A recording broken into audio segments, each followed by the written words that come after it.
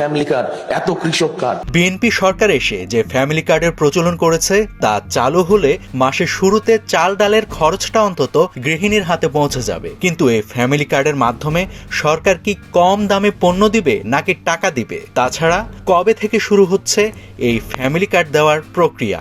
আর সবচেয়ে গুরুত্বপূর্ণ প্রশ্ন হচ্ছে, কারা পাচ্ছে এই ফ্যামিলি কার্ড?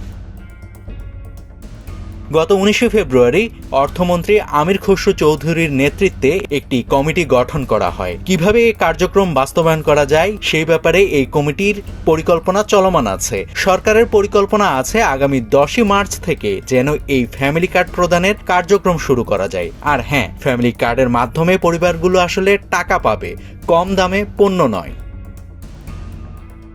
এবার আসা যাক কোন পরিবারগুলো এই ফ্যামিলি কার্ডের সুবিধা পাবে সে প্রসঙ্গে। অর্থমন্ত্রীর নেতৃত্বে যে কমিটি হয়েছে তারা ইতিমধ্যেই এই বিষয়টি নিয়ে কাজ শুরু করেছে। জানা গেছে পরিবারগুলোকে হতদরিদ্র, দরিদ্র, মধ্যবিত্ত এবং উচ্চবিত্ত এই 4 ভাগে ভাগ করা হয়েছে। তবে আপাতত হতদরিদ্র এবং দরিদ্র পরিবারগুলোকে কার্ড দেওয়া হবে। প্রাথমিকভাবে দেশের 14টি উপজেলার একটি ইউনিয়নের একটি ওয়ার্ডে এই কার্ড পৌঁছে দেওয়ার পরিকল্পনা করছে সরকার। এর আওতায় মাসে 2,500 টাকার সুবিধা দেওয়া হবে। এক একটি পরিবারে একটি করেই কার্ড ইস্যু করা হবে।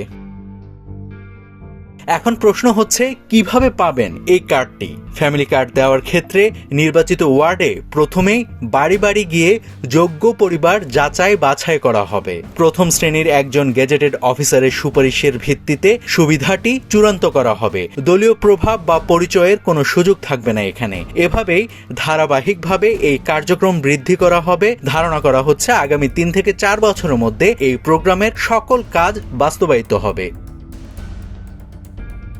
এখন প্রশ্ন হচ্ছে, টাকা কিভাবে পাবেন? তালিকা অনুযায়ী প্রতিটা পরিবারের একজন নারী এই টাকা পাবেন। এখানে কোনো মধ্যস্বত্বভোগী থাকবে না। ব্যাংক অ্যাকাউন্ট বা মোবাইল ব্যাংকিং সেবার মাধ্যমে এই অর্থ সরাসরি পৌঁছে যাবে সেই মহিলার কাছে। নাভিদ হাসান, সোনালী নিউজ।